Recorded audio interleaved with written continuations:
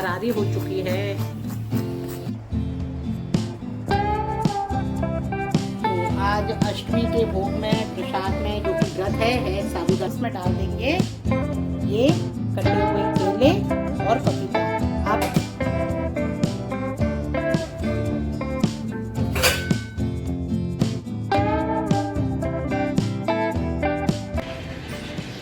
जीवन का सच्चा मकसद वही है जो आपको खुशी और संतोष में ले जाता है। जिस तरह रोशनी के बिना दीपक अधूरा है, वैसे ही जीवन बिना आनंद के अधूरा है।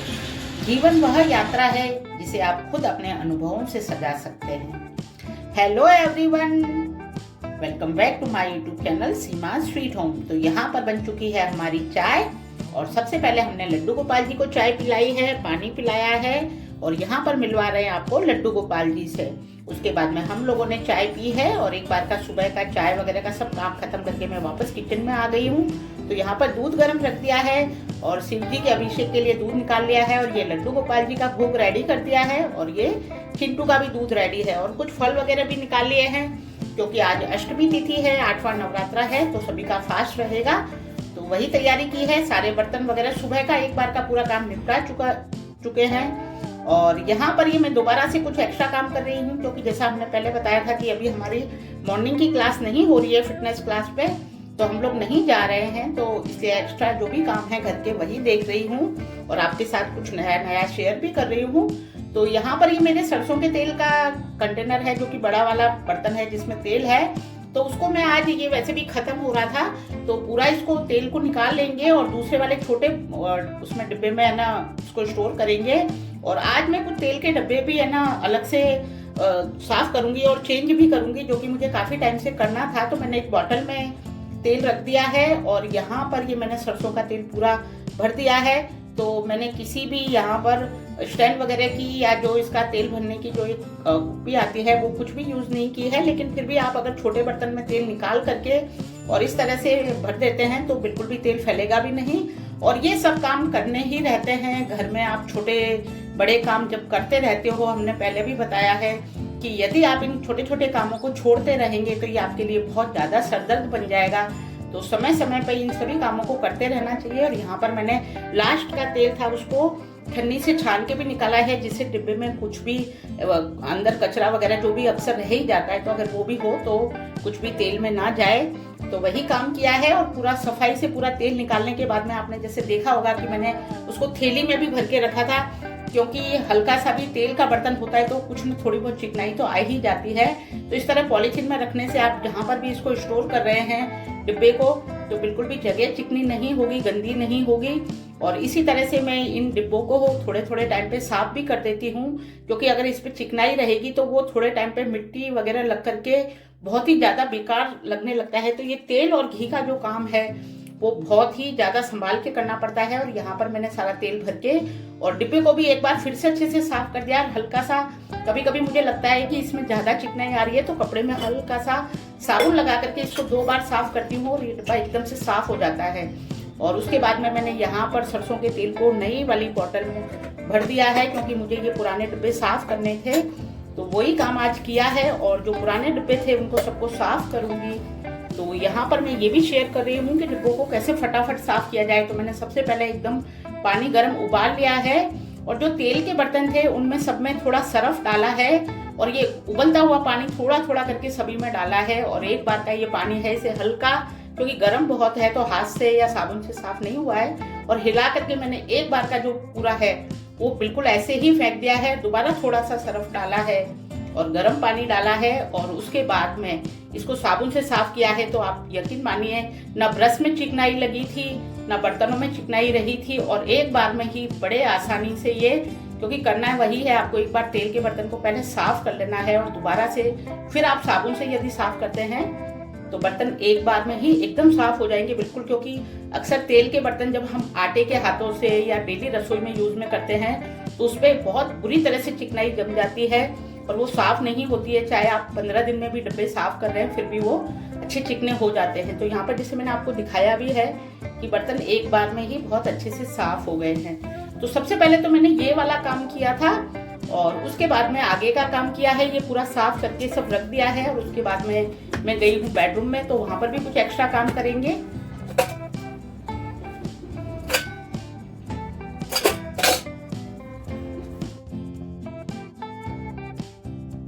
तो यहाँ पर ये मैंने कपड़ों की पूरी रैक खाली कर ली है। चिंटू के पापा के कपड़े सारे निकाले हैं, क्योंकि वो 2 दिन से बहुत ही बार बार बोल रहे थे कि मुझे गर्मियों की ना पतली टी शर्टें मिल रही हैं, ना हाफ शर्ट मिल रही हैं, और मेरे सारे सर्दियों के कपड़े ही मेरे हाथ में आ रहे हैं। तो आज मैंने वही काम किया है कि उनकी पूरी रैक खाली की है कपड़ों की, और उसमें से निकाले हैं मैंने जो सर्दियों के कपड़े हैं उनको सबको एक साइड करके नीचे नीचे रख दिए हैं। फुल शर्ट जो है या मोटी शर्ट है, और हाफ शर्ट और पतली टी शर्ट जो है उनको ऊपर ऊपर रखा है।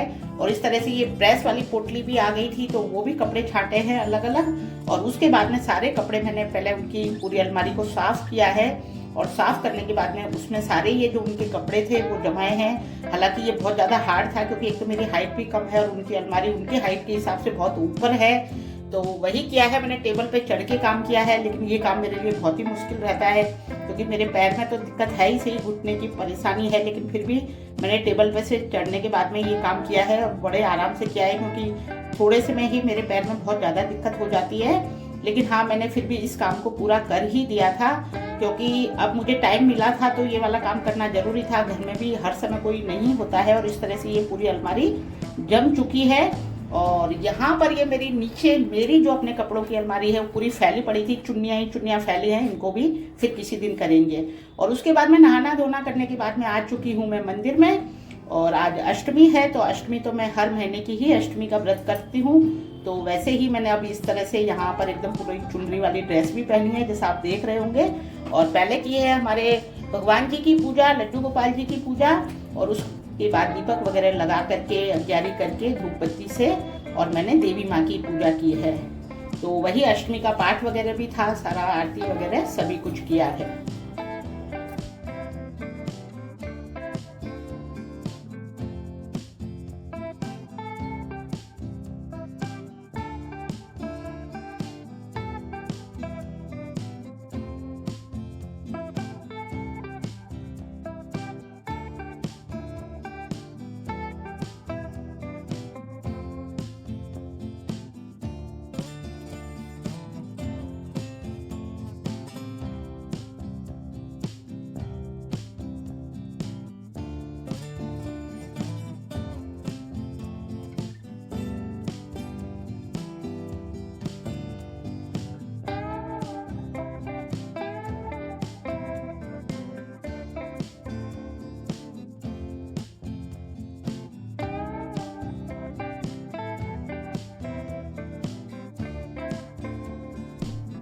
इस तरह यहाँ पर ये मेरी पूजा पूरी हुई, और मैंने ग्यारह कर ली है, धूप बत्ती और पाठ वगैरह आरती सभी कुछ किया है। और उसके बाद में अब मिलवा रहे हैं आपको लड्डू गोपाल जी से। तो यहाँ पर बैठे हैं हमारे लड्डू गोपाल जी। राधे राधे लड्डू। तो इस तरह पूजा करने के बाद में फिर आ गई हूँ मैं किचन में। हेलो एवरीवन, जय श्री कृष्णा, राधे राधे, जय माता दी। तो हमारी पूजा हो चुकी है और आ गए हैं किचन में। तो बहुत धुआं हो रहा था, और आज तो ये जैसा लग रहा होगा आपको, आवाज़ भी बहुत सारी आवाज़ आ रही है बाहर नीचे से। तो नीचे मशीन चल रही है, कुछ खुदाई हो रही है, तो आवाज़ बहुत तेज आ रही है। तो फिर भी बोल रहे हैं, आपसे बात कर रहे हैं। तो आज है अष्टमी और हमारी पूजा हो चुकी है। हमने आपको भी लड्डू गोपाल जी के दर्शन करवा दिए, देवी माँ के दर्शन करवा दिए, और आ गए हैं किचन में। तो आज फास्ट है सभी का, तो आज कुछ भी खाना नहीं बनाना है, जो भी बनेगा व्रत का ही बनेगा। तो चलिए शुरू करते हैं, और आज मैं क्या बना रही हूँ आपके साथ शेयर करते हैं।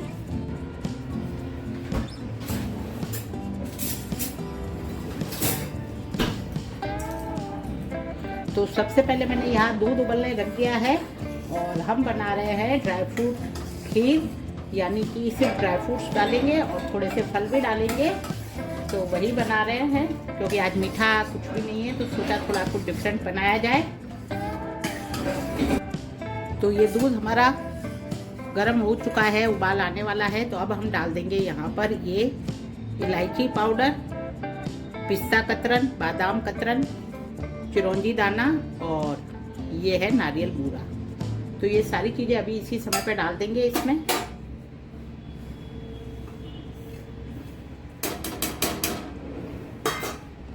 और डाल देंगे मखाने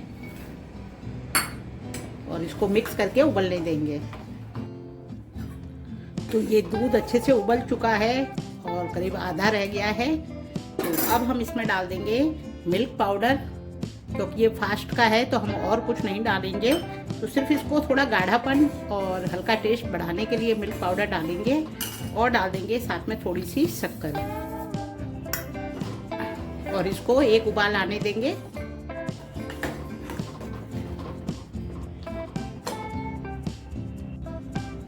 तो ये शक्कर और मिल्क पाउडर डालने के बाद अच्छे से उबाल आ गया है इसमें।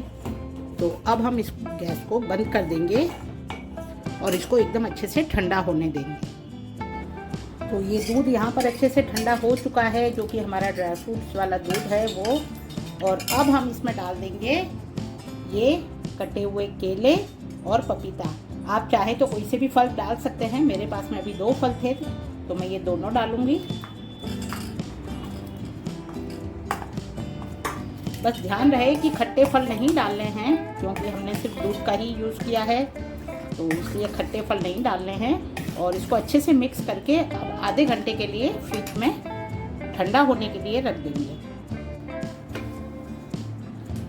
तो यहाँ पर मैं बना रही हूँ साबूदाना वड़ा। उसके लिए मैंने ये सुबह ही साबूदाने गला दिए थे, कम से कम 4 से 5 घंटे गल चुके हैं और इस तरह से ड्राई है, बिल्कुल पानी निचोड़ लिया था। और यहाँ पर लिए हैं उबले मसले हुए आलू, तो ये दोनों बराबर ही मात्रा में लिए हैं। और अब हम इसमें डाल देंगे ये ड्राई रोस्ट की हुई मूंगफली है, जिसको कि मैंने बारीक एकदम क्रश कर लिया है, तो ये डाल देंगे। और डाल देंगे काली मिर्च का पाउडर, कच्चा जीरा, अदरक और हरी मिर्ची का पेस्ट,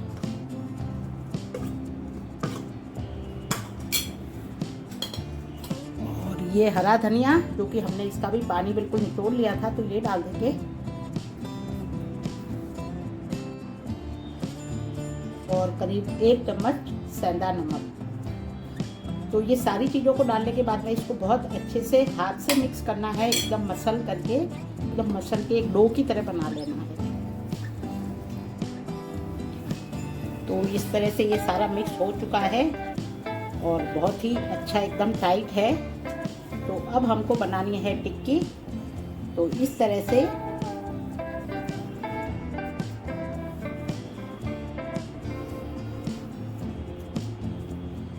से गोल गोल आटे की लोई की तरह हमको ये टिक्कियाँ बनानी है सारी।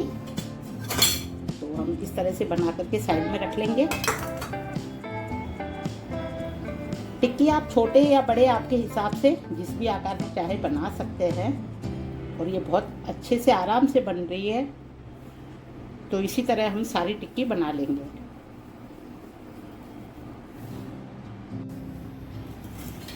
तो यहाँ पर ये तेल अच्छा गर्म हो चुका है और ये हमारी टिक्की भी बन चुकी है। तो अब हम फुल गैस पर ही इन टिक्कियों को फ्राई करेंगे।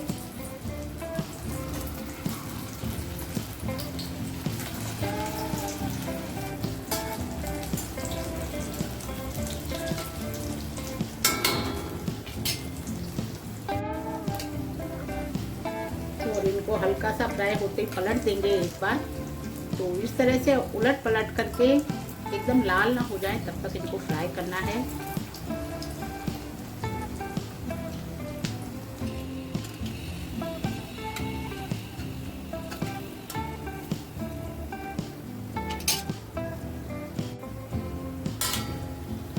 तो इनका कलर बिल्कुल चेंज हो चुका है और ये बहुत ही अच्छे से सिक चुकी है। तो अब हम इनको बाहर निकाल लेंगे इस तरह से। करारी हो चुकी है। तो अब हम हमारी ये दूसरी वाली टिक्की डाल देंगे और इसी तरह से एक के बाद सारी टिक्कियों को सेक लेंगे। तो यहाँ पर लग चुकी है लड्डू गोपाल जी की थाली। तो आज अष्टमी के भोग में प्रसाद में जो कि व्रत है साबूदाना बड़ा और ये फलों वाली खीर और दही, पपीता काटा हुआ है, मूंगफली, साबूदाना और चिप्स और ये हरे धनिए की पुदीने की चटनी।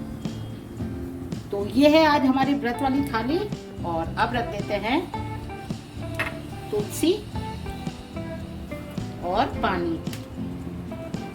तो चले लड्डू गोपाल जी का भोग लगाएं। इस तरह लड्डू गोपाल जी को भोग लगाने के बाद में सबसे पहले मैंने चिंटू को बिठाया है और चिंटू ने अपना फलाहार अपना व्रत खोला है। और उसके बाद में फिर मैंने भी अपना व्रत खोला है।